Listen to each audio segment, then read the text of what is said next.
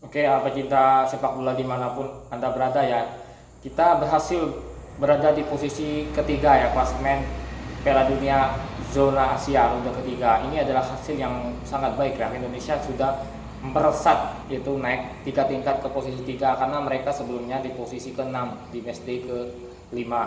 Dan kali ini mereka mampu mengalahkan Arab Saudi dengan skor 2-0. Negara yang terkuat di Asia yang selalu menjadi langganan wakil Asia di pentas Piala Dunia. Ini adalah hasil yang luar biasa. Tapi menurut saya prediksi saya Indonesia hanya butuh 2 kemenangan dan 1 hasil imbang.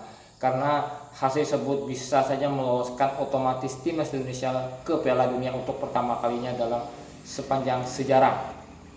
Dan kita lihat posisi sekarang sudah mulai ya, kita lihat dari 5 tim dari posisi kedua sampai ke posisi ke-6, semua negara yang berada di grup C berpeluang lolos untuk menemani Jepang yang hampir dipastikan akan lolos ke Piala Dunia karena Jepang hanya membutuhkan 3 poin dan 1 kemenangan lagi untuk mereka, karena hal tersebut sudah meloloskan mereka ke ajang Piala Dunia tahun 2026 karena Jepang sekarang sudah mengumpulkan 16 poin, tinggal 1 kemenangan lagi, secara otomatis mereka akan lolos untuk pertama kalinya negara yang berhasil lolos ke Piala Dunia tahun 2026. Sementara itu dari 5 negara ini, mereka semua negara berpeluang. Itu saja Indonesia. Indonesia akan bertemu Australia di kandangnya Australia nanti. Setelah itu Indonesia akan menghadapi Bahrain dan Tiongkok di kandang sendiri, dan terakhir menghadapi Jepang di kandangnya Jepang. Karena 3 partai ini akan menentukan nasib bagaimana Indonesia akan melaju otomatis ke Piala Dunia atau mereka akan melanjutkan ke ronde keempat nanti.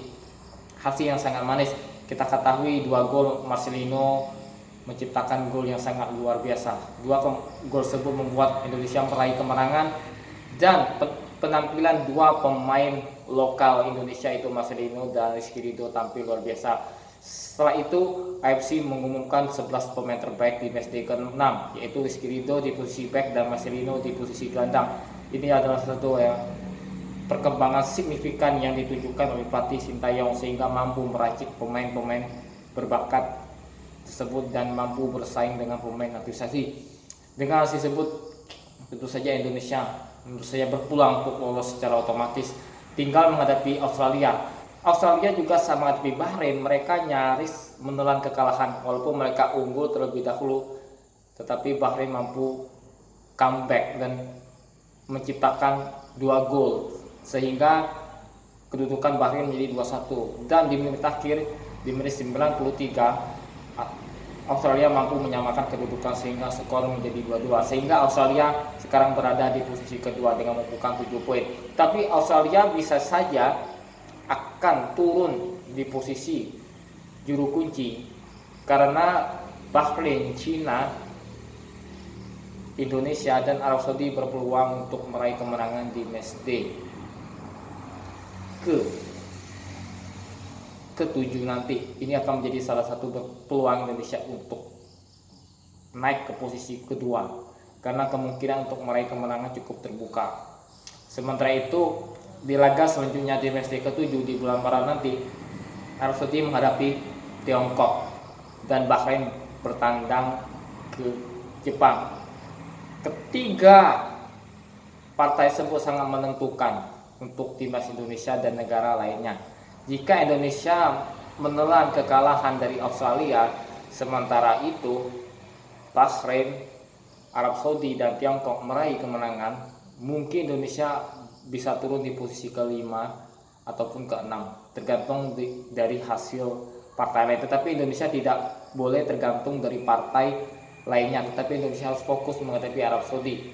Indonesia minimal harus meraih hasil imbang dan tidak boleh menelan kekalahan karena hasil tersebut sangat menentukan untuk timnas Indonesia. Dan berharap Bahrain menelan kekalahan berjumpa Jepang dan Arab Saudi dan China bermain imbang. Ini adalah salah satu laga yang sangat penting untuk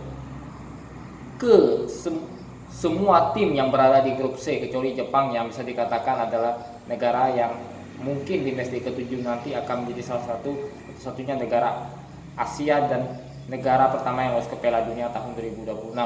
Kita lihat apakah Indonesia mampu meraih kemenangan, kita akan lihat nanti. Dan menurut saya pemain-pemain naturalisasi akan ditambah lagi ya, karena posisi Indonesia bisa dikatakan akan menjadi sangat krusial di laga nanti, karena bermain di Piala Dunia sangat terbuka. Pak Erick Thohir pun berharap Indonesia di tahun 2026 akan bermain di ajang Piala Dunia untuk pertama kalinya pada tahun 1938. Kita lihat apa yang akan terjadi di bulan Maret nanti. Kemungkinan untuk bermain di ajang Piala Dunia itu terbuka, tergantung apakah Indonesia bisa memanfaatkan peluang yang ada. Intinya saat menghadapi Bahrain dan Tiongkok, Indonesia tidak boleh lengah. Mereka harus meraih kemenangan dan menyapu bersih dua pertandingan tersebut tanpa menelan hasil kekalahan ataupun mendapatkan hasil imbang. Karena dua kemenangan saat menghadapi Tiongkok dan Bahrain bisa dikatakan posisi Indonesia aman, walaupun mereka tidak otomatis lolos ke ajang Piala Dunia, tetapi mereka bisa melanjutkan ke babak keempat nanti. Ini akan menjadi salah satu laga penting nanti.